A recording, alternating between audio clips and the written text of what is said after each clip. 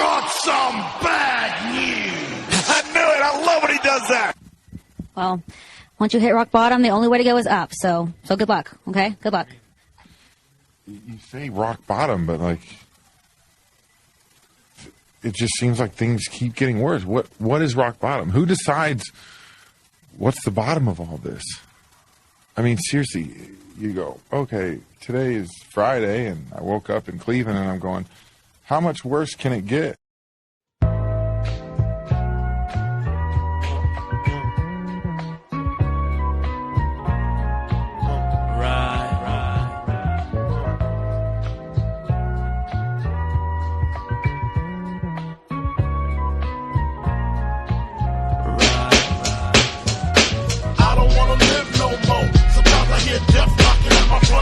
I'm living every day like a hustle, another drug jungle, another day, another struggle.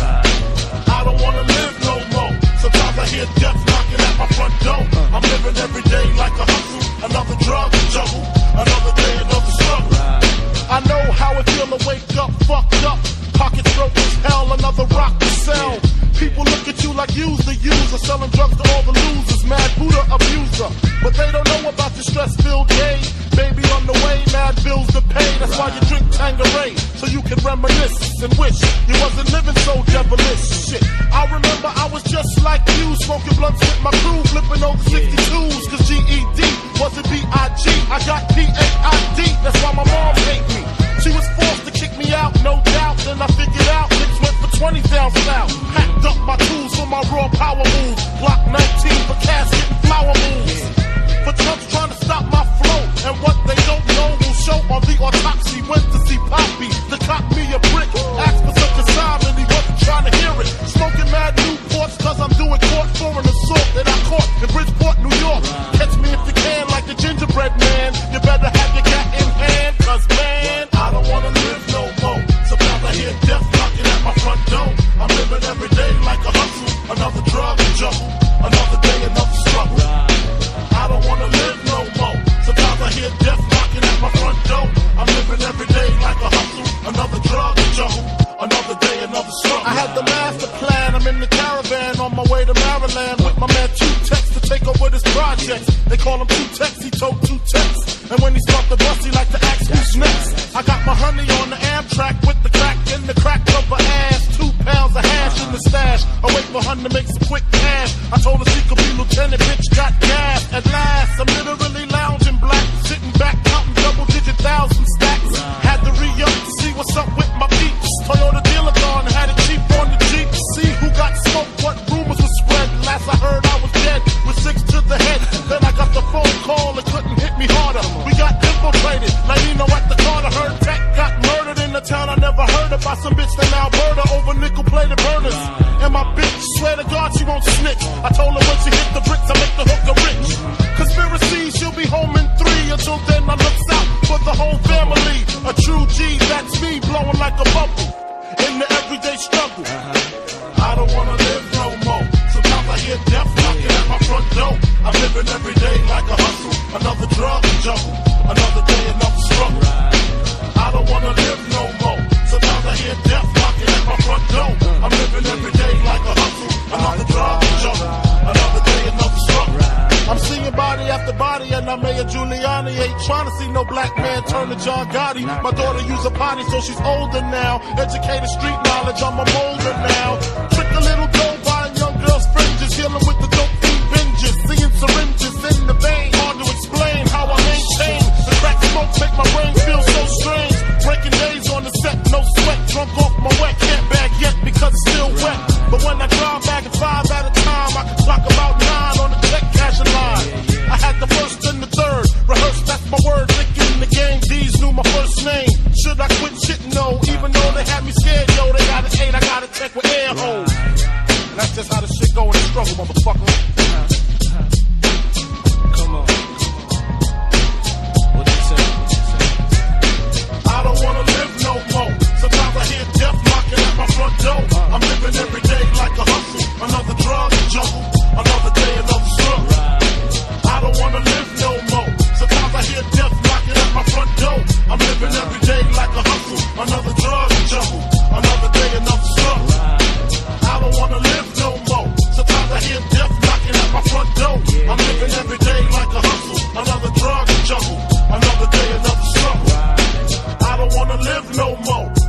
hear death knocking at my front door. I'm living every day like a hustle, another drug to juggle, another day, another struggle. To the mafia, right? Yeah.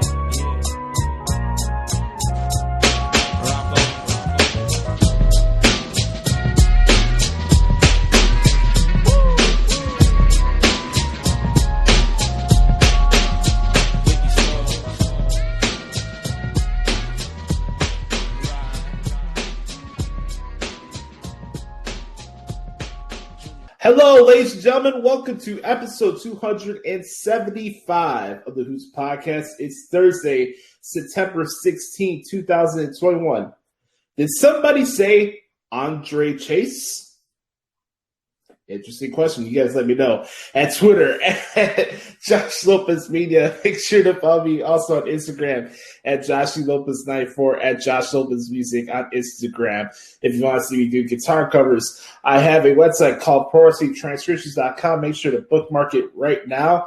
And I have transfers for all your favorite wrestling shows throughout the week and pay-per-views. And, of course, we got the G1 Climax 31 starting this weekend for New Japan Pro Wrestling. So if you don't see me interacting that much on social media, it's because I'm busy. I got a lot of stuff going on, especially Saturdays. It's going to be ridiculous. I got the G1 in the morning, and then Impact Wrestling's aired their Victory Road pay-per-view that night, which I'm also doing. And then New Japan decided to move their Strong show from Friday to Saturday. So your boy's hella busy. I got a lot of shit to do. So, make sure to check out ProWrestlingTranscriptions.com. And I have a reference sheet that I made for the G1. So for any of you New Japan Pro Wrestling fans that are listening to the podcast, thank you so much for giving us the opportunity.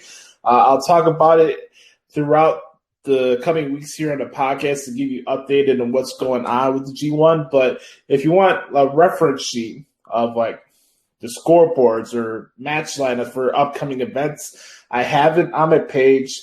Just go to ProWrestlingTranscriptions.com, press the New Japan Pro Wrestling banner on top of the menu list, and it should be right there for you to find. Bookmark that specific page or that article so you guys can follow along with what's going on with the G1. I spent some good time in making that reference sheet. So if you guys need any updates of what's going on with G1, make sure to bookmark that page to help your boy out. And lastly, and certainly not least, for plugs, make sure to subscribe to the podcast anywhere you get your podcast from, whether it's YouTube, Apple Podcasts, Spotify, Google Play.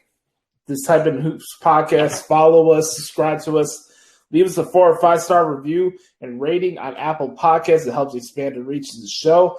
And just let me and Brother Carter know what you like or don't like about the Hoots podcast. And if we're always open to suggestions from our listeners, whether you listen to the show every single week or bi-weekly, or if you listen to the show for 5 minutes or 10 minutes, no matter how long it is, we do appreciate the support for the show.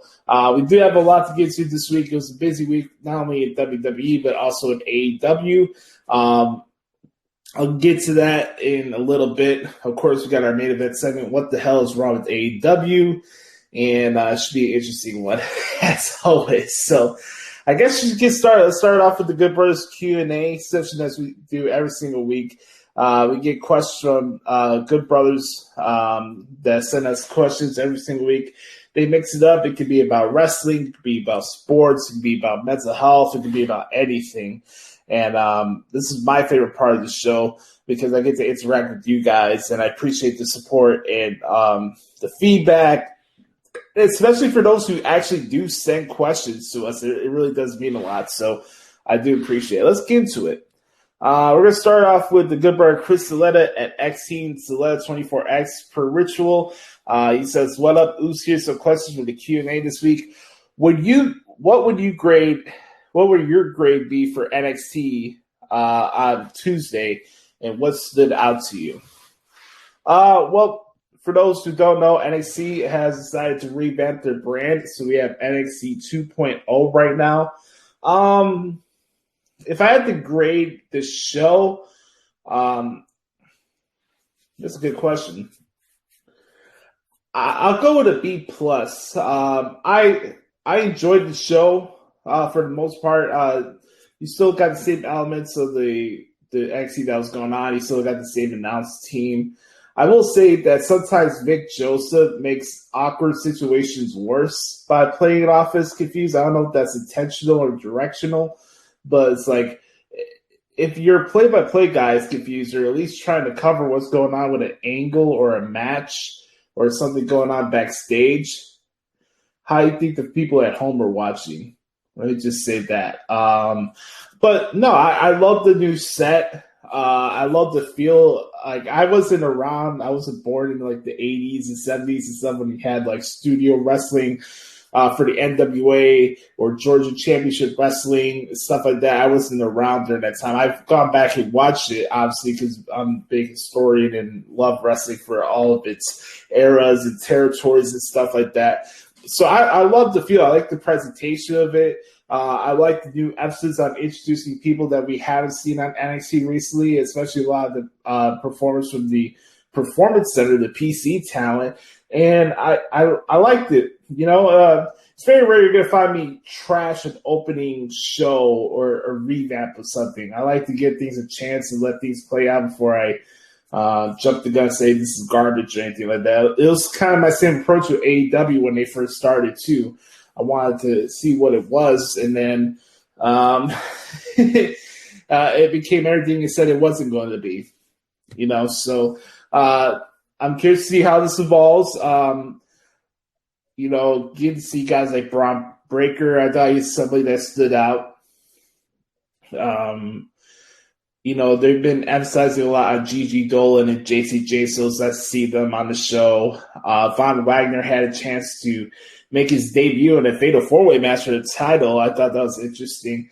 Know nothing about his character, but, you know, where you get put in those situations, you got to capitalize it. I thought it had just enough of everything you want from the NXT that people fall in love with over the last couple years, but you also had a spotlight of new talent. You know, you got a mixture of seeing Imperium doing what they do. I still think Imperium's one of the most underrated tag teams in wrestling. They're still doing their thing. And then you get to see other people on the show. And I thought, you know, having the show cap off with the Index wedding, I thought was just really good. And for me, I thought the brand needed to evolve from being a knockoff of Ring of Honor or independent wrestling shows. I love long wrestling matches, but whenever every other show that's not Raw, SmackDown is so wrestling base heavy and no storylines and no reason for me to give a flying rip about what's going on, it can be a turn off sometimes. So I enjoyed it. Not really much there for me to nitpick or anything like that. So I'll go with B+, and I'm curious to see how it goes over the next couple weeks. So I enjoyed it. Next question. Do you think this is Ciampa's last run at NXT as an active talent? I think that's a better question for him. I don't know what his intentions are. I know the rumor and innuendo stuff is that he doesn't want to go to Raw or SmackDown. He doesn't want to do the traveling and stuff like that. And more power to him. If this is his last run and that he wants to end his career at NXT and be the guy that never goes to Raw or SmackDown, I mean, that's fine. But do I think this is his last run as NXT champion? Yeah, I do. But as far as the active roster, I can't really say. It's just up to him. The same thing applies for Johnny Gargano. I don't know if they're just guys that are so set in their ways that they don't want to be on Raw or SmackDown. I think that would be a mistake on their resumes, but more power to them, whatever they want to do. Next question. Which quarterbacks were you impressed with after week 1? Great question, buddy. This is a very interesting week of the NFL. You know, not only this new import of rookie quarterbacks that came into the league, but see guys like Justin Herbert. You know, maybe his stats don't look amazing to you, but I was watching him, and I was watching a game against the football team, and he just looked like a veteran quarterback. So I thought he really stood out. Justin Herbert. Shout out to Jameis Winston to pull off 5 touchdowns. I think I'm not going to take away from him. I thought he did a good job, but I also could say that the Green Bay Packers defense is going to be exposed this year and an Achilles heel for this football team. So I was impressed by Jay Wilson and what he did in Jacksonville. What else? I thought Joe Burrow looked good at Sparks in his game against the Vikings. Let's see. I was even impressed with Derek Carr. I know he threw the interception and stuff during the Monday Night Football game, but that guy gets a lot of crap. But I thought he really stood up and showed out on a primetime stage like that on Monday Night Football, and for that to be the home opener for the Las Vegas Raiders in that stadium in front of fans, that's a lot of pressure. And I thought Derek Carr was one of the most impressive quarterbacks that I saw this week. Those are the ones off the top of my head that I think really, really stood out. What else? Let's see what we got. Oh, of course, I can't forget. I can't be remiss without mentioning Kyler Murray. It looked like a damn video game out there, a damn Madden route in Nashville. Man, that was a molly-whopping session. So Kyle Murray was the most impressive quarterback to me in week 1, and it's not even close. Next question. Let's see what we got here. What week do you think the Bears make any kind of switch at quarterback? Man, Chris, at this point, I don't really know, and I'm almost getting to the point where I don't care. I mean, it's so nauseating living in a city where neither the team nor the fans or the media know how to evaluate quarterback development or when to start a quarterback or what to do with this. I've been in this earth for 27 years. I've never seen a quarterback have a shot in the city to develop. A quarterback had a chance to grow into something without either the fans or the media running them out of the city like Mitch Trubisky. Not sexy enough highlight wise like Kyle Orton. It's so hard, especially for me being a Bears fan. It's like, okay, I'm supposed to take stock into what Chris from fucking Schaumburg thinks about what the Bears should do at quarterback or when Justin Fields should start over Andy Dalton. Okay, Justin Fields comes in, he has subpar performances, then you'd be like, oh, here we go. Here's another indication that Ryan Pace doesn't know how to draft quarterbacks. And it's this fucking routine and psycho that we're in every single football season. And it gets nauseating. Nobody in the city of Chicago, on the beat, on radio, on TV, the fans, myself, or any Bear fan around the country knows what quarterback development is supposed to look like if it slapped us in the face. We don't know. So I want Justin Fields to succeed. I'm tired of not having a franchise quarterback. So I can't tell you when it's the right time for him to come in to start over Andy Dalton because I didn't think Andy Dalton looked that bad. But then again, what do I know? None of us in the city of Chicago know how to properly evaluate what quarterback development is supposed to look like, let alone the organization. They don't have a clue either. So it's like, where do we go from here? I'm not trying to knock your question, Chris. It's a great question, but it's like, I hope you understand the frustration from where I'm coming from. It's like, I want to support the team. I think Justin Fields has potential. I get all the Twitter and national media hype he gets because the stuff he did at Ohio State. I'm not a college football fan, so I don't know about that. I had to see it on the field, but it's like, I don't know, man. It's certainly frustrating. Next question. Who are the important pieces of this new NXT going forward? I say Indy Hartwell is an important piece. Same thing applies to some of the guys that have been being showcased over the last couple of weeks before this new switch. You're still going to have your Pete Dunnes, your Tommaso Ciampas, LA Knight, depending on how long he's going to be down there. Frankie Monet. You still have Ember Moon. I think Dakota Kai could have a good run. Let's forget she didn't lead the company. Kaylee Ray's still around. You still have a lot of good talent on that roster. And when you have the guys like Braun Breaker starting to develop, or you have Gigi Dolan and JC Jane, it was a small bid at wedding, but like you have Andre Chase maximizing his TV time. People are going to start to get into what he's doing now because of that whole wedding thing. Did somebody say Andre Chase? That shit's still cracking me up. There's a lot of people out there. I think Odyssey Jones could have a good run at NXT. And, of course, we can't forget to mention Carmelo Hayes. I think Carmelo Hayes will probably be one of the most important people in NXT. And curious to see what he does with this new, I guess, tweener, gray area guy. I don't know.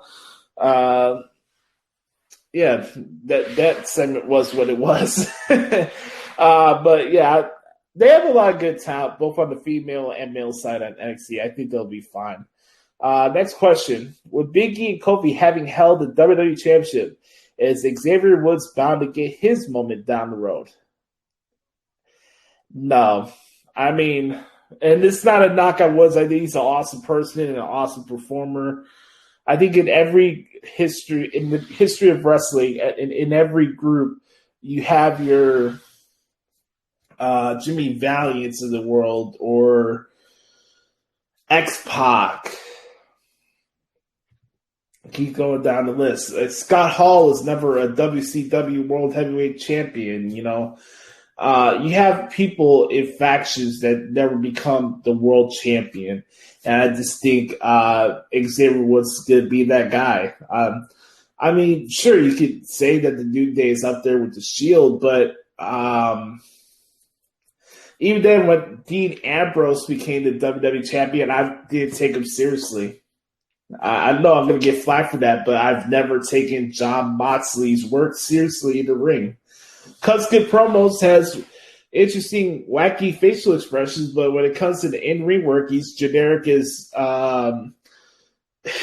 Times New Roman font. I mean, I'm trying to be nice and not trying to make things personal here, but do I think he has his moments to fight for a title? Sure. Does he win a world championship? I don't see it. I could be wrong, and I would love to be proven wrong, but we'll have to see how that goes. Last question for Chris here. He says, thoughts on Gail Kim's announcement around the Knockouts event? Well, I think this is really cool. The fact that we're getting another all-women show is awesome. I thought Empower was a tremendous show for the NWA. Mickey James did a wonderful job with that show. And with the announcements I've seen so far for that particular event, which is going to be airing on Impact Plus, I think this special should be pretty good too. So thumbs up for me, Chris, when it comes to that question. I'm all in for that, and it should be a fun event to transcribe, if you will.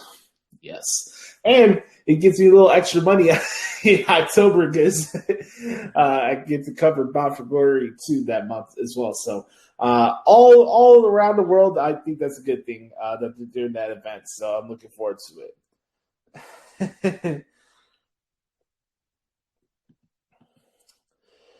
All right, let's see what else we got here for questions. Next batch of questions we're going to go to is from our good brother, Sam Piopo at Second City. Sam, what's going on, my man? Hope you're doing well.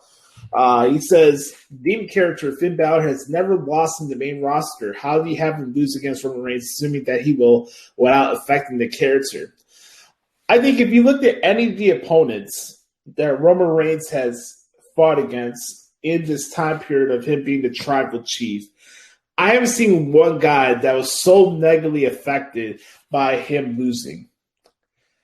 Edge, Daniel Bryan, Jey Uso, Kevin Owens. They had an awesome rivalry. I don't want that to be lost on people because they're in the Thunderdome. I really thought KO and Roman had a really good rivalry in the wintertime. Going into the spring of this year, I thought they had a really good rivalry. When it comes to the Tribal Chief, it's his island, but he's also bringing people up to another level. Yeah, the Demon has never lost on a main roster show, but even then, don't you think that brings another sense of a level up for the Tribal Chief? That's kind of the thing with mythology. Like, okay, you're a demon, you're this like indestructible force, but Roman Reigns is like the lead, like the Tribal Chief, and this is his island and all that stuff. You should run through that, but I don't think that takes away from Finn Balor. It's gonna be an awesome match. The thing with the Demon character was such a crux that he couldn't lose. He couldn't do this. He couldn't do that without making him look bad. What was the one Demon match that went more than 20 or what Demon match went longer than 10 and 15 minutes on the main roster, you know? So that'd be my question to you. I don't think Finn Balor gets negatively affected by it because, one, he's main eventing a pay-per-view, and two, Roman Reigns will bring him up to a new level. That match is going to be awesome. I'm really looking forward to it at Extreme Rules. I don't think Finn gets negatively affected by it by losing as a Demon. I don't. The fact that he's bringing out the Demon is a big deal. I really do. So I don't think he'll be negatively affected by it. All right, here we go. 3 wrestlers you would like to see against Brock Lesnar. Good question. I'd like to see Brock Lesnar against Walter. Brock Lesnar against Kevin Owens. And then Brock Lesnar against Bobby Lashley. And you can add Ilya Dragunov if you want to add on to the list too. So I think that would be my picks for that. Next question. What is SmackDown doing that makes it so much better than Raw? What is Raw missing? Well, I'll tell you what Raw is missing. Raw is missing an identity. There's advantages that SmackDown has over Raw, and it's simply the fact that the show is 2 hours. So I'm one that doesn't believe that Raw is such a bottom tier, attic level wrestling show. The matches are really good. Am I crazy all the time about their storylines and stuff like that in the show and their characters? No. I feel like there's no identity on the show, so that also comes with a lack of urgency or feel of the show. But more times than not, you know, just because Twitter tells you that Raw is the worst wrestling show in the business today, I watch the show, I transcribe it, and I've removed a lot of the inner hardcore fan in me. So I've been able to look at it in a bigger picture. And Raw does deliver a lot of good wrestling matches week in, week out. Whether you think the show's boring or entertaining or whatever, what's missing is an identity. I like to say that the commentary team is getting better, but also you have parts of the show where Corey Graves is talking over Jimmy Smith the entire show like he's fucking JBL. And no knock on Graves, I think he's an awesome person or whatever, but it's like, I want to hear Jimmy Smith call a fucking wrestling match. I don't need JBL Jr. to do his comedy routine during the entire time. So I think what helps SmackDown is the fact that they have an identity. SmackDown's the Roman Reigns show. He's the end-all, be-all of that brand. But also, in between that, you get to see these other performers get to make a name for themselves, and they are doing their thing. I think Pat McAfee brings a great element from an energy and vibe standpoint.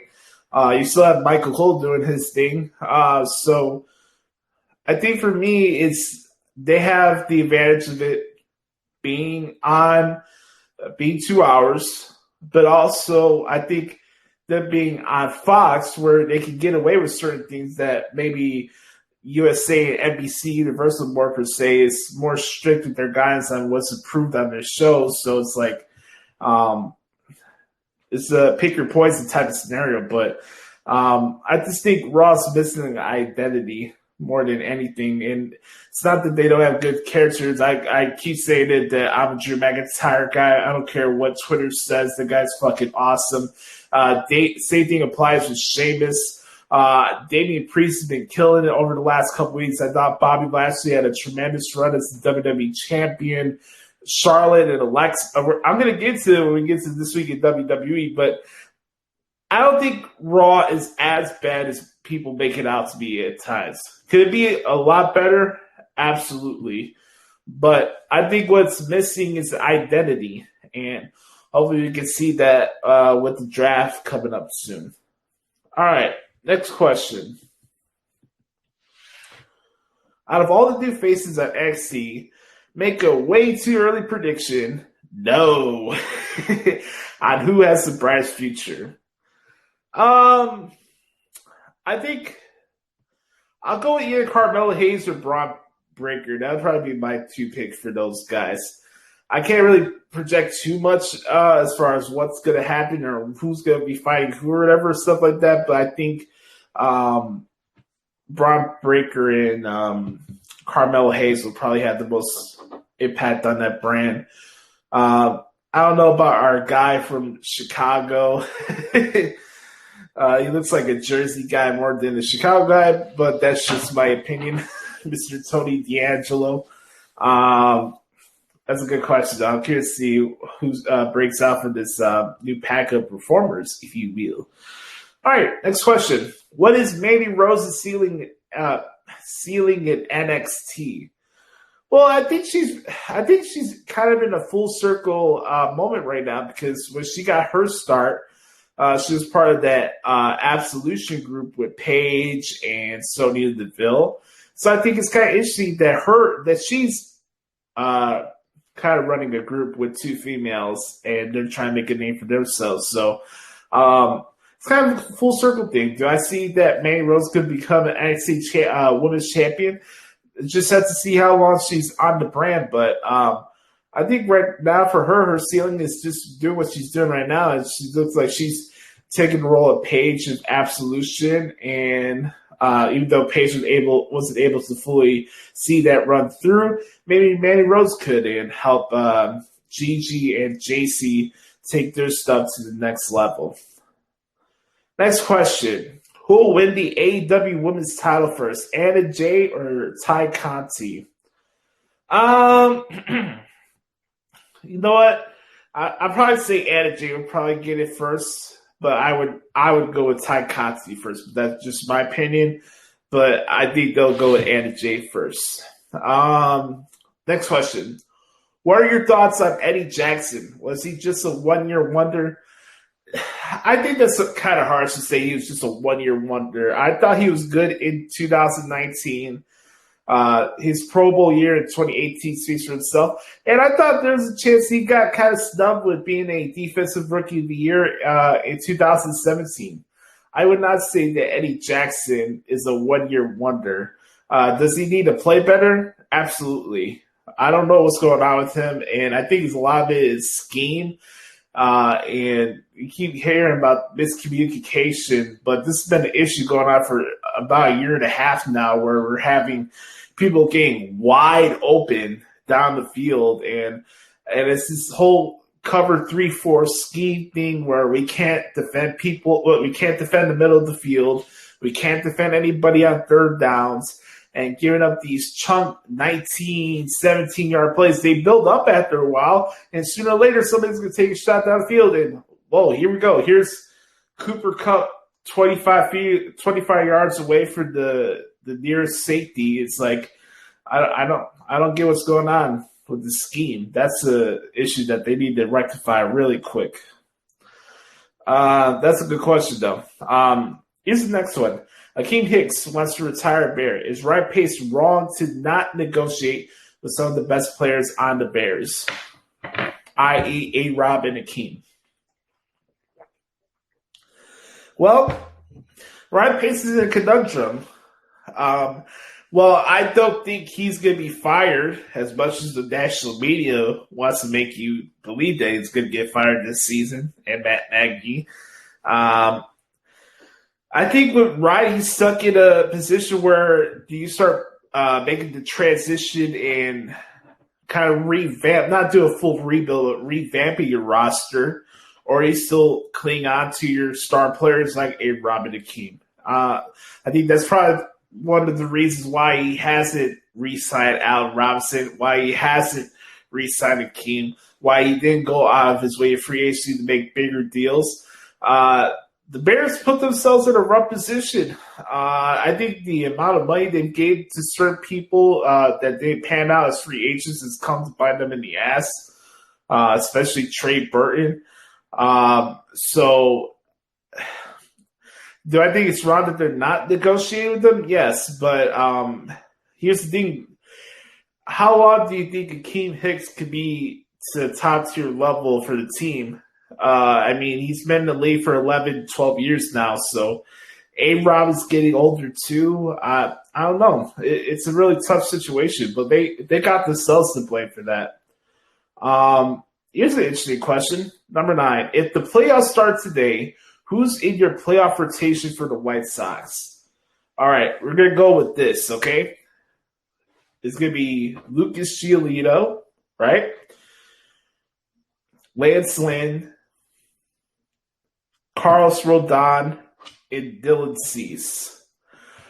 I'll leave Keiko out as a fifth, depending on how long they go in the playoffs. But if it was me, I would go with Giolito, Lynn, Rodon, Cease, and then Keiko. That would be my rotation for the White Sox.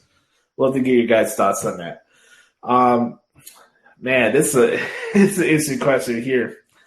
If you didn't have wrestling and music, what would you do to keep your mental health in a good place?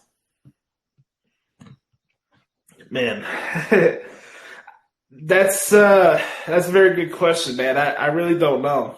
And part of me thinks that I would continue doing something like this and just talk, maybe I'd be more focused on sports. I think a lot of this has kind of brought me down to the fact that I haven't been able to work at a radio station here in Chicago sports-wise, so I haven't really I've been kind of in and out of listening to the local radio stations recently, and it's not knocking the people there. It's just kind of a frustration of the fact that I've applied and done multiple job interviews for the same position and still haven't been hired. It's been kind of frustrating from that point of view. I don't really talk about that a lot because it kind of frustrates me because I feel like I could be a good asset for those radio stations. So it wasn't something that I was depending on or expecting to come my way. It's something I wanted to earn, but I felt like I have earned that opportunity to work at one of these radio stations, and it hasn't panned out. And I don't know why. Is it something that I'm doing wrong? I don't know. There's questions that I ask myself sometimes about that. It's like, I don't know why I'm not working at ESPN 1000 right now. I don't know why I'm not at the Score. It bothers me. And I could admit to that. I mean, for me, if I didn't have wrestling and music, as far as mental health is concerned, that's an interesting question. I mean, I would like to say that I would try going into try to help people out with their mental health and maybe do a podcast about mental health or give people life advice or relationship advice, something like that. It would be something I'd be interested in. But I think it'd probably be more to getting into doing more research on sports and stuff like that. But, it's up in the air for me. I really don't know, brother. I really don't know. That'd be hard for me, man. I don't think you guys realize how much wrestling and music means to me and how it keeps me pushing forward. So that's a rough question, man. But I'm glad you asked that because I think about that a lot if I didn't have wrestling or music. And it's part of the reason why I come in here and I try to express the point that we need to be grateful and not take this business for granted because so-and-so has a subscription to a stupid-ass newsletter does not mean they know the ins and outs of everything that goes on in the wrestling business.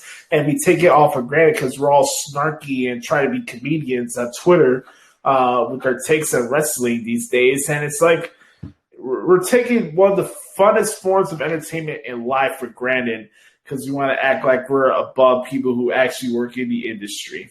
And I just don't understand that my thinking, and I'm not going to subscribe to that way of thinking either. So I think about that a lot. What would I do if I didn't have music or wrestling in my life? Especially music. I mean, music's been my life ever since I was born. Got built into me. My Nani and my Aunt Berta were playing. They're the lead choir director at my family's church. My grandpa's had a guitar shop ever since I was born. It's a great question. Something that I think about a lot, though. I thank you for your questions, Birdman. I really appreciate that. Our last special question this week comes from the good brother Nate the Great at Psycho Degiri. Give a shout out to Nate. I know he's kind of bummed out over the Vikings loss to the Bengals in overtime last week, so let's give a shout out to Nate. He says, what do you think of the new NXT arena? Kind of like to the question to Chris, I really did it, Nate. I thought I did the setup. I don't mind the colors. I think it's cool. It looks a little different. I love the little NXT sign on the backdrop of the camera side. I think that looks really cool. So I dig it so far. Taking a swig of water for the working man. I really dig the new setup for NXT. I think it looks awesome. Do you like Ciampa as the new champ, even though I thought they were going for new faces? I'm not really taken aback by that, Nate, because just because the show's revamping doesn't mean that everything has to be new. You need to have some stability and continuity of what's going on with your brand. Just because it's revamped NXT 2.0 doesn't mean that everybody that was on it before just doesn't exist anymore, you know? So was I surprised that Tommaso Ciampa won that match on Tuesday? Yeah, I was, but I wasn't taken aback by that either. So I thought that was pretty cool. Next question. Do you think we'll ever see heel Bryan in AEW? I don't know. It's a good question, Nate.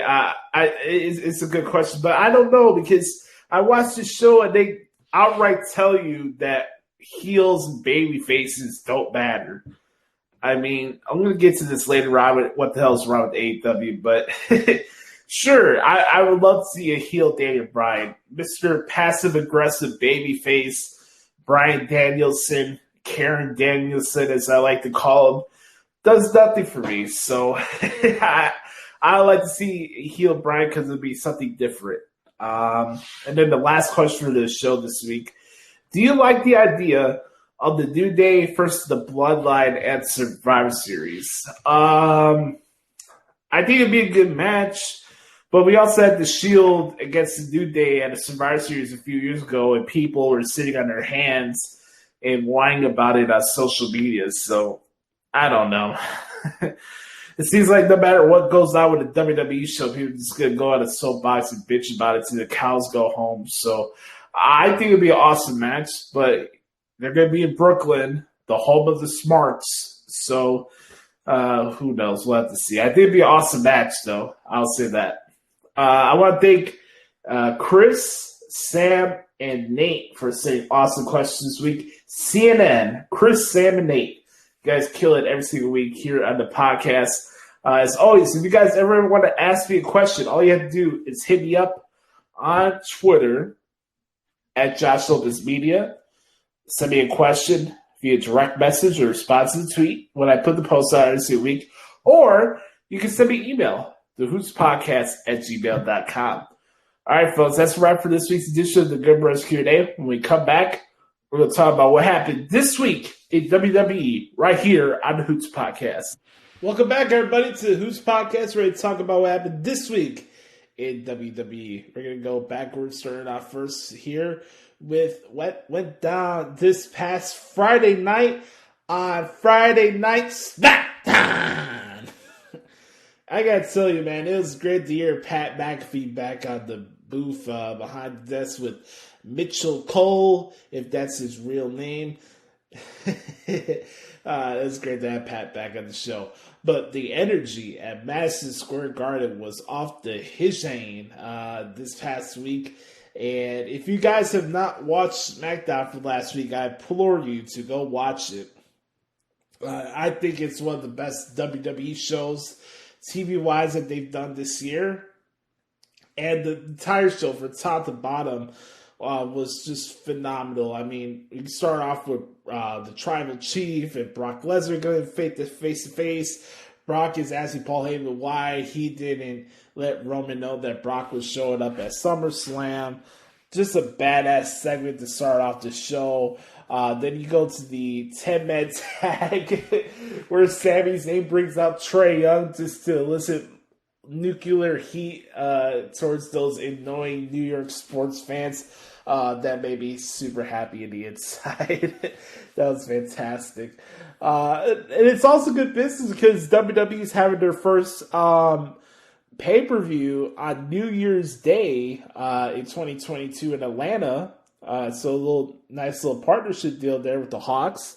It's going to be at State Farm Arena, home of the Atlanta Hawks, and it's called WWE Day 1. So that should be a pretty cool event down there in the ATL, or Hotlanta, as some people like to call it.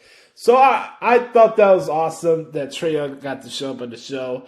I really dig the Becky Lynch and Bianca Belair contract sign for Extreme Rules. I'm going to get to Extreme Rules in a couple minutes because this card is looking really good right now. But I thought their promo was really good as well. Man, it's really interesting. I heard some people like, oh my God, Bianca got buried at SummerSlam. You watch her promo at MSG, and you hear the crowd chanting EST. I like to say otherwise. A lot of people just throw the word buried out of their ass these days without applying any context to it. But hey, that's wrestling fans for you in 2021. Edge and Seth Rollins Part 2 was everything it needed to be. Seth Rollins got to win, tagged Edge's neck, is storyline driven, and I thought they laid out an awesome story from a psychology point of view and just a match layout. It went long. It was a pretty long match, but it was worth it, and it was a really good TV match. You guys should go out of your way to watch that match as well. I didn't get a chance to talk about this last week, but my thoughts are with Triple H. Hope he's feeling better. There's something about him going to a hospital for a genetic condition with his heart. So anyways, I hope Triple H is feeling better, so I just want to get that out of the way as well. So yeah, I just thought for the most part, SmackDown was really good. I was kind of bummed out we didn't get to see Kevin Owens in the show at MSG. I thought that would have been cool. That's just my opinion. The Usos and Street Profits main event was really good. Think about that for Montez Ford and Angelo Dawkins. You think these are guys that have been kind of like lost in the shuffle, right? But they get to main event the best wrestling show throughout the week on every. In my opinion, SmackDown is the best weekly television show, and it's not close. So you have those guys to close out SmackDown at Madison Square Garden, and the people are cheering for them during the match too. That's a win-win, man. I think that's really cool. And then it was for the tag titles, and Roman got pissed off to the point where he had to make Montez go to sleep with the guillotine choke. And then out came the Demon to stare down Roman to close out SmackDown. SmackDown was fired this week. It was really, really good. And I thought Raw was really good too this week as well. It was in Boston, Massachusetts, at the TD Garden, one of the most overrated arenas on God's green earth. I'm sorry, Chris, and everybody in the Boston area, but I have to call a spade a spade. That place, outside the concourse area, and some of the stuff is cool, but the rest of it's a complete dump. And it smells like ass too. Let's just say your boy did not have a good experience in Boston the 2 times I went out there in high school for jazz competitions. But Anyways, I did want to say that the crowd in Boston, though, was really, really good, and they were good throughout the entire show. I alluded to this earlier, but, Brian Alvarez goes out of his way to say that Alexa Bliss caters to absolutely nobody and her gimmick and stuff like that. You listen to the crowds the last couple weeks, people are interested in her. I'm really excited for her match with Charlotte at Extreme Rules. Yeah, Alexa Bliss has a goofy character, but guess what? She can go in the ring. And Alexa Bliss, when you look at the totality of the performance in the female roster, you know what separates Alexa Bliss from somebody like Sasha Banks? Yeah, Sasha Banks can do all the generic AEW moves and Hurricanranas and Meteoras and stuff like that. But what separates Sasha and somebody like Alexa Bliss could go in the ring, but her work in the ring placates to the character that she's doing on the show. You have Sasha Banks calling herself the boss and stuff like that. Doing flips and Hurricanranas doesn't really resonate the word boss with me. You'd think Sasha Banks would be more of a brawling type of wrestler. But the thing, you see Alexa Bliss, what separates her from Sasha is the mic work. Alexa does circles around the mic when it comes to Sasha Banks. And facial expressions, character work. It's just there. You see it there with Charlotte too. I think Charlotte's a better wrestler than Sasha. But here's the thing, Charlotte could also cut better promos than Sasha. And that's what bothers her fans the most. They won't admit it, but it is what it is. You see the interactions with Charlotte and Alexa, it's good. You see the interactions with Becky and Bianca, they're good. Hey, I'm just calling it like it is. So I thought that was cool. The Damian Priest, Jeff Hardy match for the U.S. title, I thought that was pretty good. Damian Priest is continuing to build momentum on that show. We'll get to the main event in a little bit. But I thought the 8-man tag match with AJ Styles, Omos, Mason T-Bar against the New Day, was it Ali and Mansoor?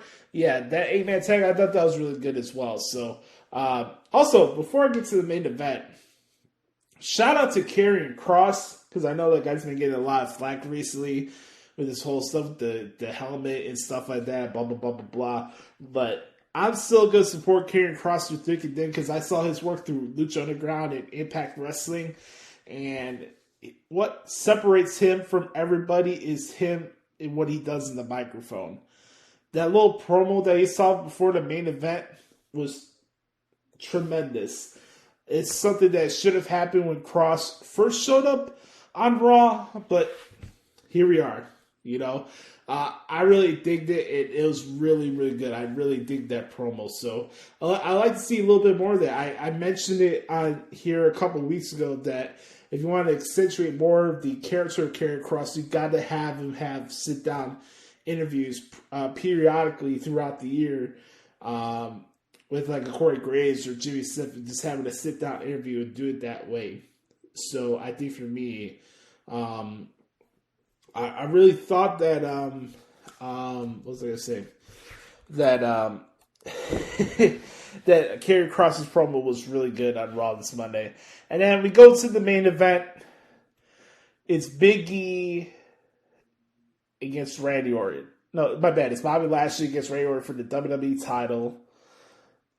Just top tier shit, man. Just good back and forth match. I knew these guys were gonna tear it up. It was a really awesome match. Bobby Lashley retained. There was a lot of shenanigans on the outside with Matt Riddle and MVP. I thought Riddle laughing at MVP after the RKO on the floor. I thought that was pretty funny. And then Orton came to the ring. Boom, spear, 1, 2, 3. And Lashley's still your WWE champion. Out comes Big E to cash in his briefcase. And we got your brand new WWE champion. And it could have happened to a better guy. It was an awesome moment. I knew this day was going to come one day. And I'm glad it happened on Raw. because I think Big E could be a good asset for that brand going forward in the future. A little something different to the show. And I decided that was cool. So I don't know what's next for Big E. I know some people are going out of their way. I think I heard like Rosenberg on Cheap Heat this week say that, Big E's going to have a short title reign, kind of downplaying the moment that happened on Monday. Whatever. But I thought that was cool that Big E got to have his moment like that and to celebrate with the New Day in Boston. It was a really awesome moment. You hear the crowd reaction to it as well. It felt genuine. It felt organic. And that's the best thing in wrestling when stuff like that happens. So I was really happy for Big E, the person, and the fact he could say that he was a WWE champion. And let's see how this goes. It should be a lot of fun. They did announce the WWE draft is starting at the beginning of next month. So we got October 1st with that SmackDown, and then it concludes on the 4th, which will be the Monday, obviously, the following Monday Night Raw broadcast. So, yeah, it's got some interesting stuff going around. I'm curious to see what goes around with the roster changes, but Big E becoming the WWE champion is a good thing, and I think it's really cool. Let's go over real quick the match lineup that we have for Extreme Rules before we get to our preview for NXT UK this week. I gotta say, Becky looks super hot in this Extreme Rules poster. Mamma mia, Seth Rollins is a lucky man. So we have 5 matches so far announced. We got Becky Lynch against Bianca Belair, Damian Priest against Sheamus, Charlotte Flair against Alexa Bliss, Roman Reigns against Demon Finn Balor, and just announced on Twitter a couple minutes ago, the Usos against the Street Profits for the SmackDown Tag Team titles. So no gimmick matches yet attached to these set matches, but I'll just wait and see for that, how that gets announced over the coming weeks on Raw and SmackDown. I think they got a show in London next week, or somewhere out in the UK. Did they say that Raw is going to be in Glasgow, Scotland this Monday or something like that? I don't know. I'll have to look into that. But, yeah, as far as like gimmick matches, like tables and stuff like that, I'm sure it'll be added on as it goes. Probably an Extreme Rules type of match. If you want to say something that you need Finn Balor to have protection and stuff like that, you can have the Extreme Rules match where the Usos come out and it's just sheer chaos and everything that's going on. Brock Lesnar shows up. Like, you can find a way to protect Finn there. So, yeah, this pay-per-view is going to be very good. It's in Columbus, Ohio. This card, compared to the Money in the Bank pay-per-view that was there a few years ago, is way better. And I think this should be a fun show to transcribe. So I'm looking forward to it. It should be a lot of fun. NXT UK, the last thing we're going to talk about here on This Week in WWE. Again, this show is awesome to watch every single week. Go check out Wolfgang and Sam Gradwell from this past week's NXT UK. Tremendous match. And then we also have this week the semifinals of the Heritage Cup #1 Contenders Tournament starts today. We have Noam Dar against Kenny Williams. Heel versus heel match. That should be interesting. And then we got gals. They're getting a chance to fight against the Pretty Deadly for the NXT UK Tag Team titles. That should be a fun match to transcribe as well. So NXT UK is killing it. It's still my favorite show that WWE produces each week. That's non-televised, but NXT UK is awesome. You should go check it out. So, yeah, folks, that's what went down this week in WWE. All right, you guys ready? You ready to rock and roll? Let's do it. It's time to give the people what they want. It's time, once again, for the most controversial segment in all professional wrestling and entertaining podcasts around the world. It's affectionately known as What the Hell is Wrong with AEW? We're going to start this off with the one and only Brother Carter. By the way, you can follow him on Twitter at Dericho06 on Instagram. Make sure to follow him on Twitter, actually, at Derek Stoughton. Instagram, Dericho06. Make sure to support his work at DerekStoughton.com and WrestlingRumors.net. Anyways, it's time for What the Hell is Wrong with AEW. We're going to start this off with Brother Carter in let's see, 3, 2, 1. It's time for What the Hell is Wrong with AEW?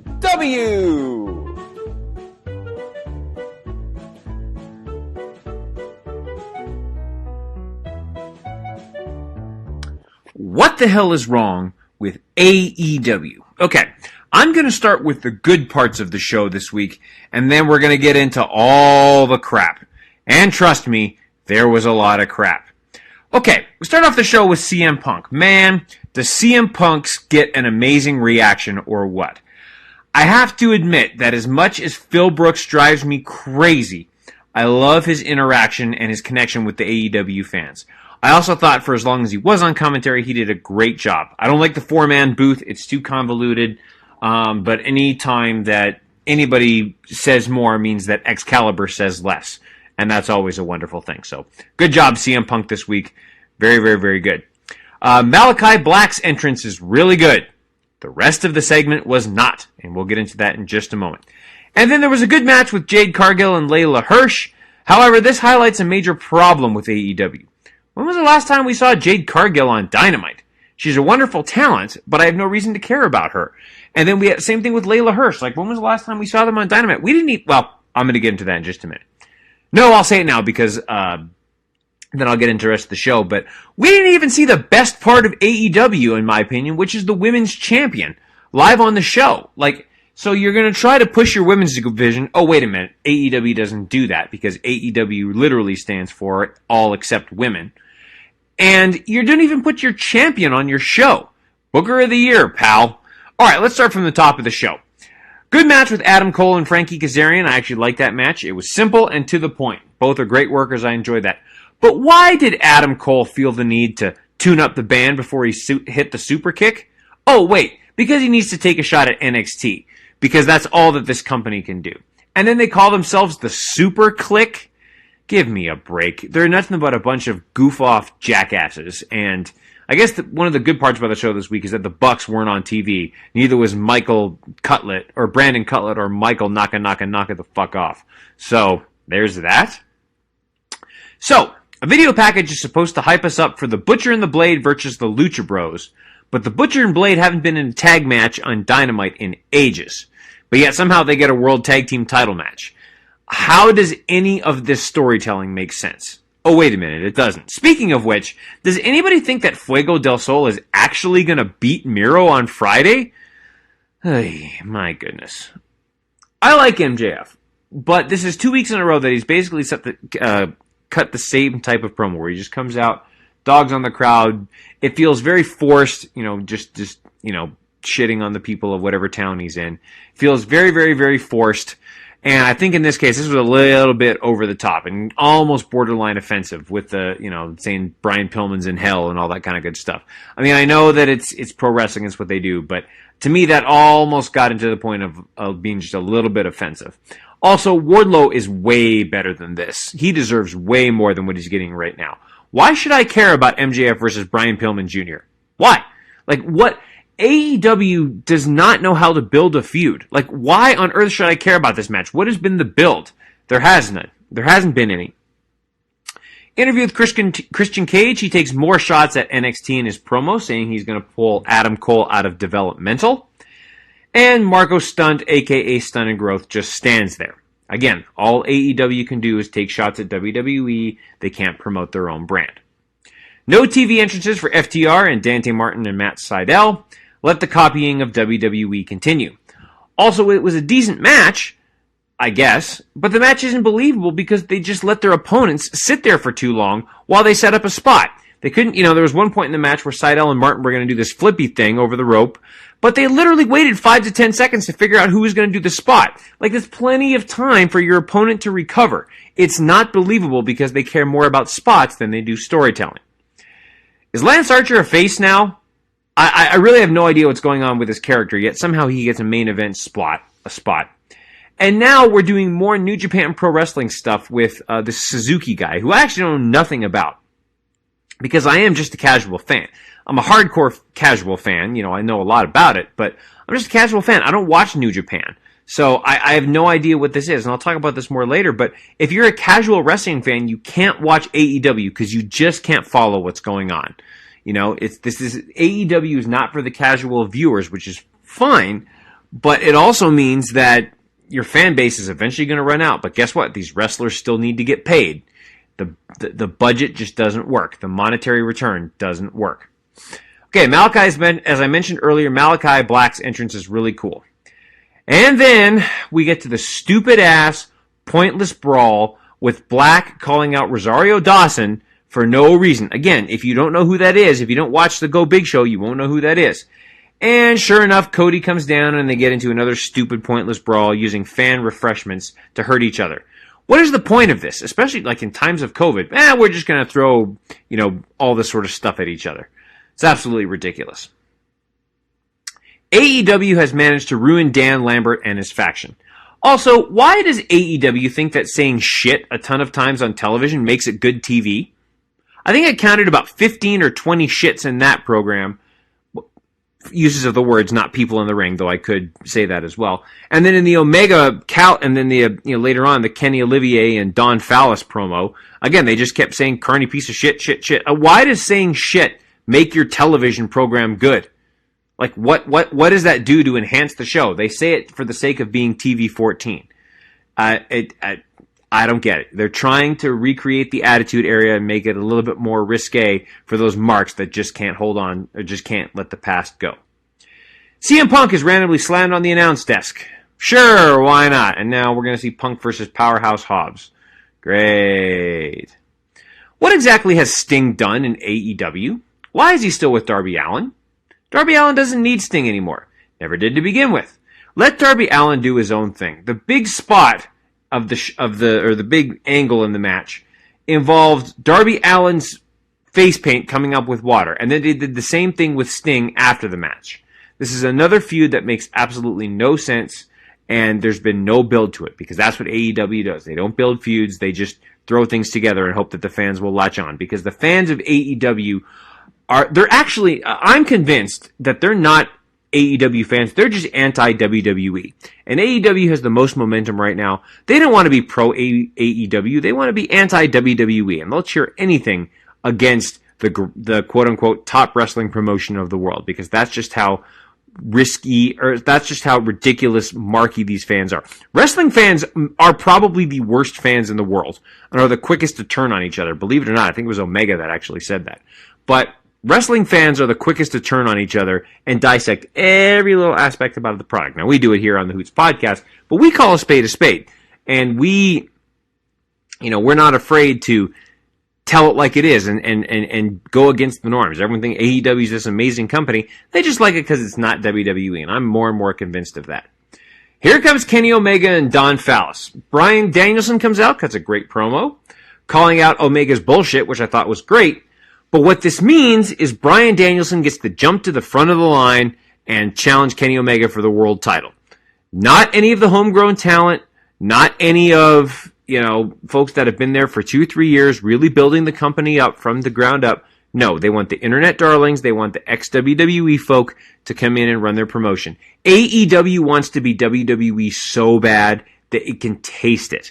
They want to be WWE so bad, but they will never admit it because their marquee fans will immediately shut it down. Because let's be honest, AEW fans want it to be WWE as well. And then we get the main event of the show, which was fine. Nothing special, but it was good. But again, what the hell was the point of this brawl with Suzuki and Archer? If you're a casual wrestling fan, you have no idea what's going on this program. Further proof that this company doesn't know how to format a show from top to bottom. They cater to a very, very, very small minority of the wrestling of the entire wrestling fan base. And within 5 years, this promotion will go down because eventually all of these new hires will become just old hires, and there isn't going to be anybody left for AEW to purge anymore. And it's just going to become a stale, boring product whose fans are going to go away while WWE is creating new fans each and every week. Seriously, what the hell is wrong with AEW? This has been What the Hell is Wrong with AEW.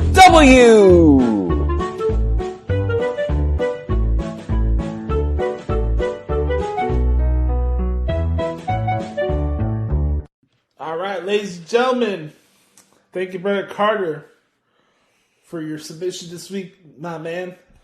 Man, Brother Carter's the man. All right, what the hell is wrong with AEW, aka what isn't wrong with AEW? After watching Dynamite last night, I told myself that for this week's segment that I'm actually going to do a Cornette-style review of Dynamite. So I want you guys to bear with me. So this won't take long, but we're going to go through this segment by segment, just like Corny and Brian Lashwood on the Jim Cornette Experience. And I'm doing this for reasons so I can touch my bases on the stuff I did like and the stuff I didn't like. So we're gonna talk about God's gift to wrestling television shows known as AEW. So here we go. Starting off here with the Bud Show here at the Prudential Center in New York, New Jersey. Wonder when they're ever going to have a real hockey team. That's another show for another time. Anyways, the commentary on this broadcast is CM Punk, Excalibur, Jim Ross, and Tony Schiavone with Justin Roberts doing ring announcing, much to the dismay to the folks at 3 Count Thursday. It's a good podcast. You guys should go check it out, by the way. We started off with Adam Coleslaw taking on Frankie Kazarian. I thought this was a very good match. I thoroughly enjoyed it. Adam Cole's a very, very good wrestler. And Adam Cole's had really good matches over the years in Ring of Honor. He's had a great one in NXT. I'm a big Adam Cole fan. So you're not going to hear crap from me. I dig this match. Frankie Kazarian is a pro's pro. And these are the type of matches that I would like to see more of AEW. But, you know, just when you think you have one thing going, then the bottom falls out. Next in the program, we have Officer Bar Brady backstage talking to Christian Cage and the Jungle Express after Adam Cole challenged them to a 6-man tag team match at Rampage at Arthur Ashe Stadium. Also, we have Christian Cage saying the following, that Adam Cole is using his best friend's EVP status to drag him out of developmental. Man, you watch this broadcast and you would think that WWE cheated on somebody from AEW and then kicked them out of their house. And I'm like, I watched this show and it's just so rent-free with these digs and stuff towards WWE and NXT. What the fuck did Christian have to do with the Wednesday Night Wars? And why the fuck would he care about what was going on with WWE? Honestly. AEW's attempts of making angles interesting and stuff like that is mentioning something that goes on with another wrestling promotion. Think about that. Think about that, guys. So we have the genesis of the match, of a 6-man tag match, is that Adam Cole just doesn't like the Jurassic Express and Christian Cage to get out of the way. Here comes Christian Cage, a.k.a. Outwork Everyone. And his go-to line is something that has to do with WWE. Alright. So we got Adam Cole and the Goof Bucks against Christian Cage and the Jungle Express. I'm on pins and needles for that match. You guys heard about the Suzuki incident, right? So AEW, in their infinite wisdom, decides that we're going to make a mockery over the fact that we can't time out a television show last week. So the whole gist of it this week is that Suzuki is in his feelings because his full entrance song did not play. Okay, how many times have I watched New Japan show events whether it was a 6-man tag, 8-man tag, 10-man tag match, where a fucking Pure 6 brawl would start before every other Suzuki match, and his precious theme song didn't go on? You're gonna tell me that Suzuki really gives a shit that his full song didn't play? I mean, you can try to cover up with comedy, but don't insult my intelligence. Like, I remember that one time Taz was on the post show. Oh, we don't insult your intelligence. The WWE does. This insult my intelligence. Fucking Suzuki and Suzuki Gun get to Pure 6 brawl. Every time they have a 6-man tag match before the bell rings, and barely the song gets through without somebody punching each other in the face. Or Suzuki's entrance plays, and he starts kicking somebody in the gut before the bell rings. Don't give me that shit. Oh, the full song didn't play. Get the fuck out of here. Then we have Maxwell Jacob Freeman in the ring. Runs down the armpit of America, which is New Jersey. Nothing he says that I disagree with. NGF is one of the best things in professional wrestling, let alone AEW. And one of the remaining things that keeps me awake while watching this broadcast live. NJF runs down and talks crap about Brian Pillman Sr. This is leading up to Brian Pillman against MJF at Arthur Ashe Stadium, coming up next week on Dynamite. And should be a fun match. I thought Pillman's backstage interview with JR was okay. Nothing really to write home about. Just kind of like this next match that I'm going to talk about here. FTR against Dante Martin and Matt Sydal. Man, you really know that your character is not interesting at all when your offense is doing things in multiples. Matt Sydal, 2 roll-ups. Matt Sydal, 2 arm drags. Matt Sydal, 2 hurricanranas. It's like, you see Matt Sydal that you can't have an interesting match anymore where he doesn't do a lot of dives. So he makes a compromise by doing things in doubles and doing all these weird body positions to get into one move to another. And it's like, you're not interesting, dude. And then the fact that FTR were the guys like, oh, we want to bring real tag team wrestling to AEW. They're running in the ring just like the Young Bucks are now. And that referee was completely useless in that match. Rick Knox, they're doing a spot in the corner. This came out during picture-in-picture. I saw this yesterday. We have, I think it was Hardwood, had somebody in an abdominal stretch, and he's using Wheeler as leverage. And Rick, I see his eyes. I'm not bullshitting here. Like, you can see this. And shout out to my guy, referee Tony S. You see Rick Knox, the dead corpse ref, literally looking at Wheeler as they're holding hands with each other illegally. I say it every week. They don't give a shit about having real sports-based wrestling matches because the referees are completely useless. They're more useless than beat reporters in the Chicago Bears beat because you're not going to get anything consequential out of Matt Nagy's mouth. They're useless. You get nothing out of it. So this is a match filled with spots. I thought Dante Martin looked extra sloppy on this show last night. I did not enjoy the match at all. FTR won with the big rig. It was what it was. Up next.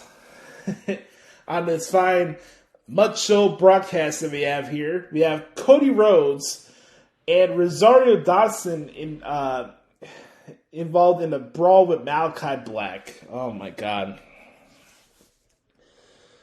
They know when to pick their they really know when to pick their spots when to bring somebody back to television. Oh my god. Malachi Black's getting into a brawl with Rosario Dawson.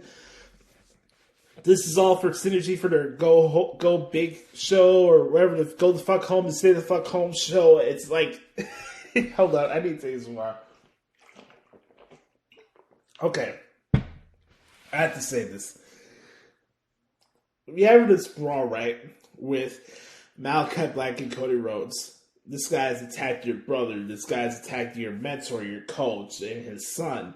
He's laid out your protege, Lee Johnson. He's doing this, he's doing that. And you're running down the ring with a fucking Pee Wee Herman suit? This red-ass suit down the... Oh, my God. And guess what, folks? Here's your pre-warning before Grand Slam starts. Cody Rhodes is beating Malachi Black at the Arthur Ashe Stadium. I'm convinced that I would like to keep a hope that Black wins, but watching that last night, one, I don't give a shit about their match now, and two, I would not be surprised if Cody Rhodes beats Malachi Black at Arthur Ashe Stadium. Out comes Dan Lambert for our favorite part of the show. I mean, what does Dan Lambert say that is wrong about AEW? I mentioned this on Twitter yesterday. He says something that needs to be said on the show because the whole tone of the show is we're AEW, we're TV 14, we can do no wrong because we got our fans that are so up in their ass about WWE and butthurt about it that we can do no wrong. We can have Marco Stunt fight Jake Hager in a 30-minute match. It'll be a classic according to Tony Schiavone. You could have the Dinner Debonair followed up by a town hall meeting, and they say, "Oh my God, this is great storyline and continuity, and this is AEW is the masters of story arcs and things to set up feuds." I put this in the description. You guys can see it when the podcast comes out. I'm going to tell you something that AEW and wrestling Twitter doesn't want you to know about AEW. AEW is WWE and Jace. And you're not going to convince me otherwise because you see the way they format their shows and how they get into feuds. It's no different from WWE. They substitute the verbiage by cursing in ways to make it seem like that the angles and the feuds are not corny. They're not corny, right? Tell me about one thing in the show that's actually unique about AEW that WWE doesn't do, and maybe I'll take you seriously. But I watch the show week in and week out. I cover Dark and Elevation every week. I cover AEW longer more than any of their hardcore fans. I spend more time on it than their deepest hardcore Mark fans. And this is an observation for me. They are WWE and Jace. Nobody wants to admit it because they're the new company. They got the new stance. They're the new kids on the block, so everybody gives them the benefit of the doubt. But here's my thing. You call yourself All Elite Wrestling, but I see nothing elite about it. Your angles are very similar to WWE in how you map it out and how you get into it. Your wrestling is generic to stuff I see from Ring of Honor and MLW and Impact and New Japan Pro Wrestling. There's nothing unique about it. Your tone of the show is not even elite either because your commentary team fucking sucks and the rest of the show is what it is. You substitute something interesting and making it an alternative by cursing and taking shots at WWE. That's all you guys do. If I need to swear, and you guys know me, I can get loose with the tongue and I can curse here and there. I'm not gonna come here and be gross with, oh, there's too much swearing on a wrestling show. But you watched that show last night and it's fuck this, piece of shit that, fuck this, fuck, fuckity, fuck, piece of shit, motherfucker. And and it's like, okay, if the only way to get into feuds is to dig up some random ass feud that happened on the indies that 2% of the general wrestling audience knows, or taking a shot at WWE, or cursing is the only way to get to angles on this fucking program and this promotion, what the fuck are we doing here? Like, honestly, you watch that show and they do stuff that WWE does and nobody ever brings it up. I can talk about the double standards till the cows go home. They're right there in front of you on the screen, but you choose to ignore it because it's the new company. It's AEW. It's not run by Vince McMahon. They could do no wrong. Tell me one thing that's different about the AEW than WWE. What, that they curse every 5 fucking seconds? CM Punk does ringside commentary. Oh, out comes Will Hobbs and Team Taz to be a CM Punk and throw him through a table. I haven't seen that before in wrestling. That's really creative.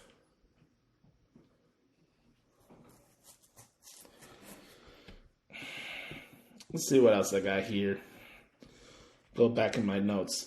Oh, before we get to that, Darby Allin and Shawn Spears. That was a fine match. Didn't really care for it. The stuff after FTR and Sting was what it was. They wanted Sting to wrestle at the Arthur Ashe Stadium show. I'm not going to throw a fit about it. It was what it was. Happy for FTR that they get to fight somebody like Sting. But here we go. Going back to what I just mentioned before about AEW being WWE. So all through Tuesday and Monday, I've heard wrestling journalists and podcast hosts and Alvarez go on their soapboxes about WWE hot-shotting Big E's cash-in as a response against the AEW beating Raw in the demo last week in the ratings. Out comes Bryan Danielson, or as I like to say, Karen Danielson, and he's having an in-ring confrontation with Kenny Olivier, and the whole promo is 3 things. 1, going back to what I said, cursing just to get points made, and we already know that Don Callis is a piece of shit, so I think they said it like 20 times in this segment. 2, we're going to have an eventual Bryan Danielson and Kenny Olivier world title match. And it's like, my third takeaway is like, okay, you see Bryan Danielson try to punk out Kenny Olivier. Isn't it similar to how Daniel Bryan was trying to punk out and call out Roman Reigns when he's a tribal chief? By saying that Paul Heyman speaks for him and that the Uso does his dirty work. Do you see any difference here?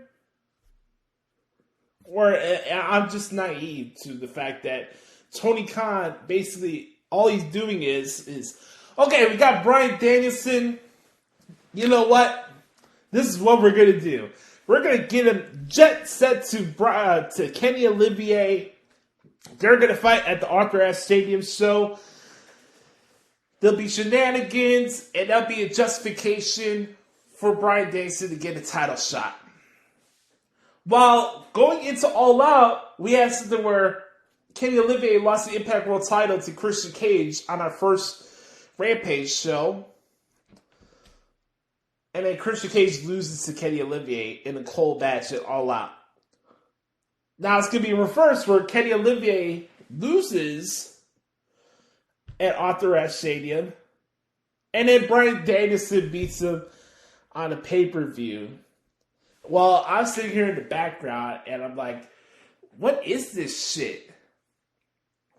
I'm watching this, and I'm like, you're doing the whole thing with Roman Reigns that Daniel Bryan was doing before WrestleMania this year. Passive-aggressive Daniel Bryan in the ring, trying to call out the wrestler and, say that he lost his balls or whatever, stuff like that. And the whole thing about the wins and losses thing still just, it gets me up in knots because it's like, what is this show? It's not a sports-based wrestling show. It's not an alternative. I watched this show, and I'm like, I'm watching WWE rated TV-14, written by a dirt sheet Mark, and that's all I see. So, I know people are going to put this show over to the cows go home. AEW's the greatest thing since sliced bread. But I see through this shit. I see through it. And nobody wants to tell you that, but I do. AEW is WWE adjacent. Main event, shoulder shrug. I didn't care. I'm happy that the guys at 2.0 got a chance to main event Dynamite. That's awesome. But Moxley, that whole match was ridiculous. And all to have just a sloppy brawl with Suzuki Gun at the end of the show was whatever. Lance Archer has turned as many time as Big Show has in WWE. Like, I don't even know who the hell he is now. And it's like, okay, Lance Archer's a babyface, but because Archer has history with Suzuki and Suzuki Gun, oh, he's back to being a heel. I'm watching a show on TNT where I'm supposed to know everything that goes on in the world of wrestling over the last 50 years. I'm not speaking as Joshie, I'm talking about as a casual fan. Let's say somebody that hasn't watched wrestling in 7 years. Do they really fucking know that Lance Archer was attached to Suzuki Gun in New Japan? Do they really know that? Okay. So we got Arthur Ashe Stadium. We got Bryan Danielson and Kenny Omega next week on Dynamite. Don't get me wrong. I'm not saying that I'm not looking forward to the match, but hey, this is supposed to be the show based on wins and losses, and this is sports-based wrestling, and we do things right in AEW, and we make our characters look good, and we do long-term storytelling and long-term booking. Whatever. Keep telling yourself where you need to tell yourself. On that note, that is what the hell is wrong with AEW this week. I want to thank you guys so much for hanging out with me this week. You can follow me on Twitter at Josh Lopez Media. Hit me up on Instagram at JoshLopez94, at Josh Lopez Music. Make sure to bookmark ProWrestlingTranscription.com. As always, you can hit me up on social media. I love to interact with you guys. I'll be covering the G1 this weekend on my website, and be on the lookout for that. I hope you guys enjoy your weekend as always. Right now, I'm going to send out to Brother Carter for this week's edition of the Thoughts of Dericho. And remember, folks, we are 25 episodes away from reaching 300. And I implore you guys to subscribe to the podcast and leave us a review and a rating on Apple Podcasts to help expand the reach of the show. And remember, folks, be the authentic product that is yourself. And always remember that nobody dictates the pace of your life but yourself. I love you guys. Have a wonderful weekend. This has been episode 275 of the Hoots podcast. We're going to send out to Brother Carter in this week's edition of Thoughts of Dericho in a 3, 2, 1. I'll talk to you guys next week. Yes, sir. And now, the Thoughts of Dericho. Listen well, man.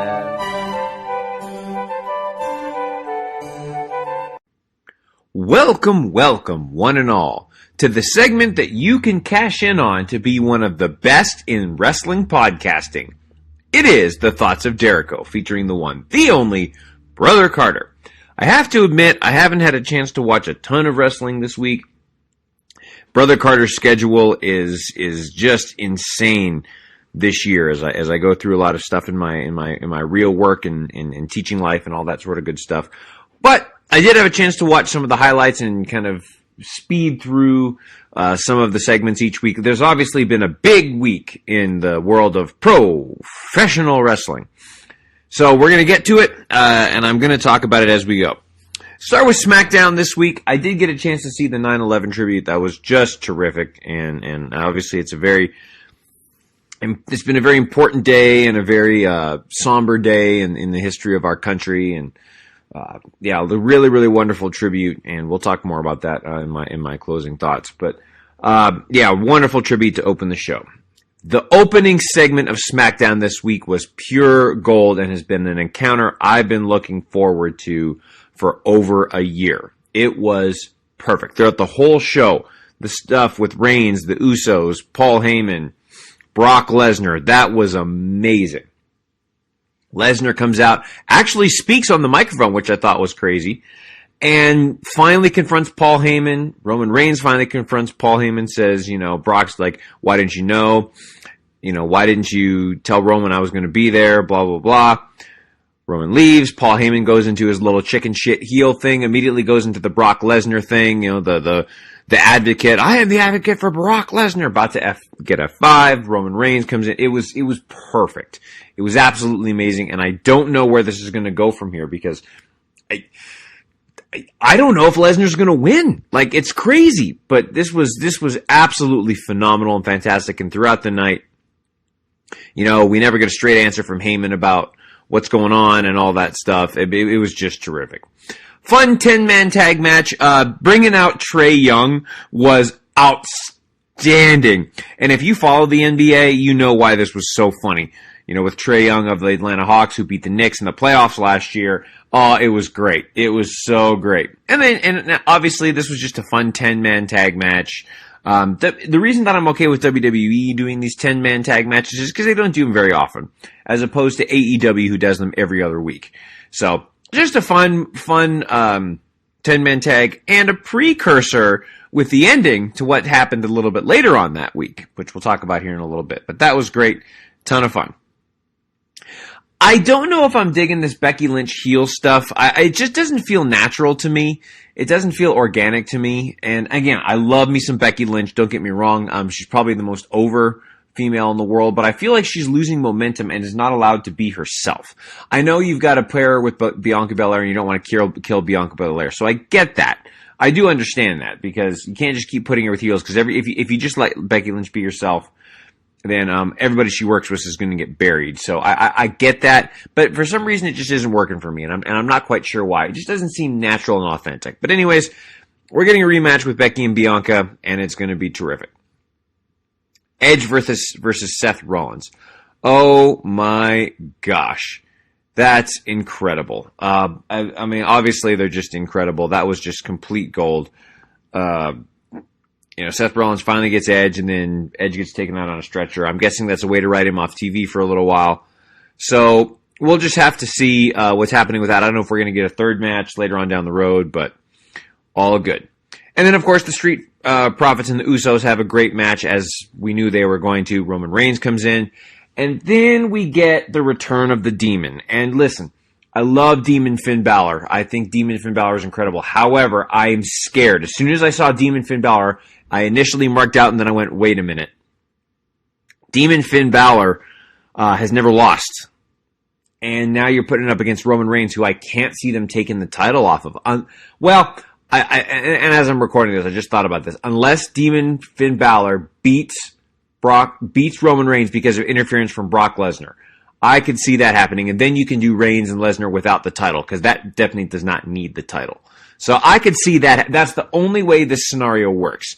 Because if Reigns beats Demon Finn Balor, Reigns doesn't need to beat Demon Finn Balor. He's already the best professional wrestler in the world, and it's not close. So that would be my only concern about that, but we'll see what happens. Great to see Demon back, and a really, really great episode of SmackDown. Let's get over to Raw real quick. So obviously the big, we start off with Big E.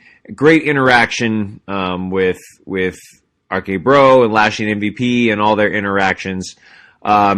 We've got two big meaty men bumping meat tonight. Great line from Big E. So, we'll get to more of that a little bit later, but everyone in this segment is amazing. They teased the cash in. I didn't figure they were actually going to do a cash in. I thought they were just teasing it, but I'm glad they did. We'll get to that here in just a little bit. Charlotte beats up Shayna Baszler, or Charlotte defeats Shayna Baszler. Finally, Baszler gets 14 and a half minutes with the greatest female wrestler of all time in Charlotte Flair. And she shows what she can do. Like, Shayna is amazing. I want to see more of her in singles action against Charlotte, against, Alexa Bliss. Shayna Baszler is one of the top female superstars in the world, I believe. And I'm glad she's finally getting her opportunity. I love it. I actually didn't mind Alexa Bliss giving a little doll for Charlotte Flair. It's kind of a little, continuing to play mind games and all that kind of good stuff. Bliss, she's even a narcissistic little bitch like you. I like that. Oh, that's funny. So anyways, I'm looking forward to this feud, this match with Charlotte and Alexa Bliss. I'm glad Alexa Bliss is getting an opportunity because she's done great work. And now that the Fiend is gone, she has to do something because I don't know if this character works without the Fiend, and I've talked about that before. But we'll see where it goes. Let's see. Drew McIntyre, Viking Raiders in a squash match. Fine. New Day reunion. That was always great. We knew that was coming. I love when the New Day are together. That was really terrific. Okay. Damian Priest versus Jeff Hardy. Again, Damian Priest continues to show me why he's my favorite superstar on Raw. He's just tremendous. He's going to be world champion. No question. And then...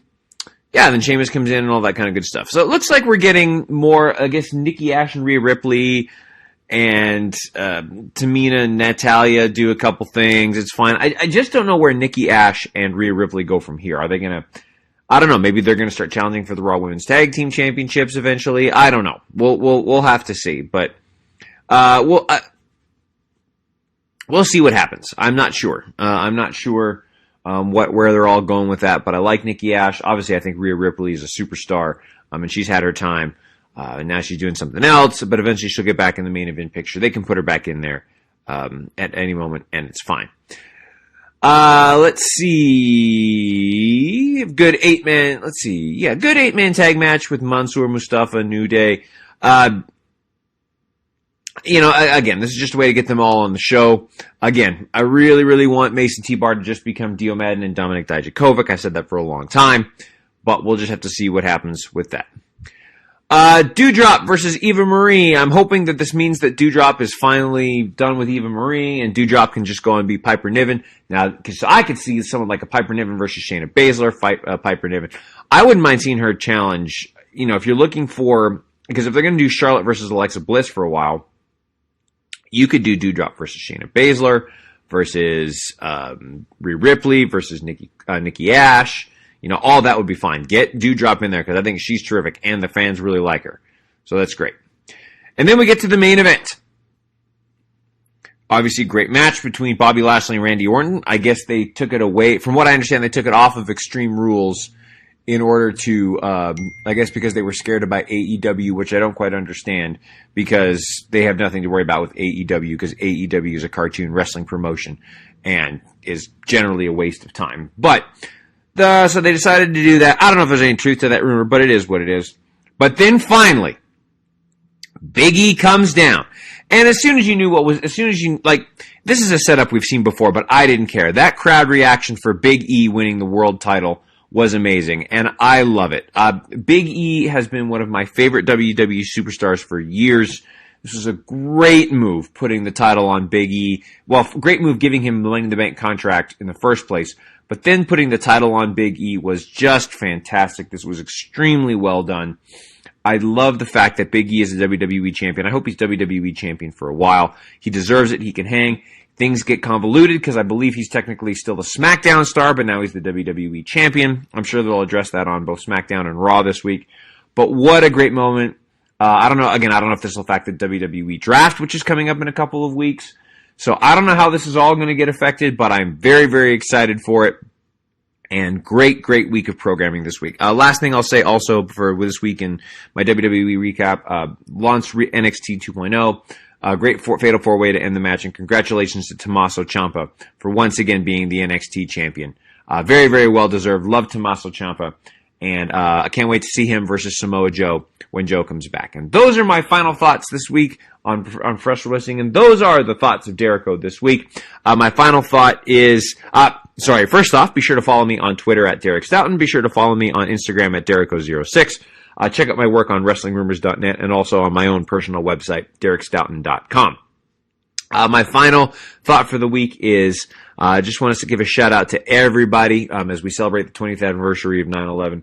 Shout out to all of our first responders and everybody that was involved with that horrible tragedy, that just horrible time in our country's history. We love you, New York. You're a strong and resilient place, and I can't wait to be back there again in the future. This has been the Thoughts of Dericho. You're smarter now, man.